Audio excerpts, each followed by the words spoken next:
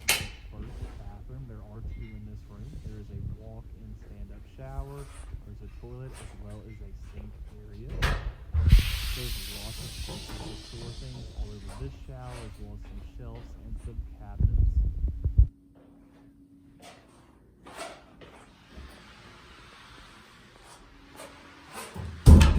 Immediately once you walk out of the bathroom, there will be a huge living room area.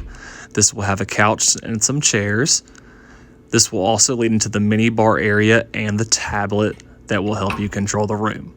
Now, the best thing about this is, in addition to the mini bar, you get a separate fridge so that you can store your own beverages in, and that additional closet. This room is no shortage of storage. Looking back at the living room, there is actually another TV that is across from here, as well as one of the bedroom. This is a king suite. So we have two full Once you walk into the bathroom, you'll notice that there are dual sinks, a huge Japanese soaking tub, as well as another walk-in shower. And then to the left, you will notice that there is a separate toilet room, as well as another closet.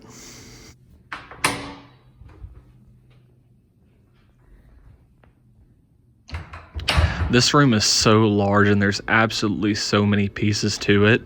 Once you leave the bathroom area, you will enter the bedroom area that has a footstool, as well as you will notice that there is a couch as well.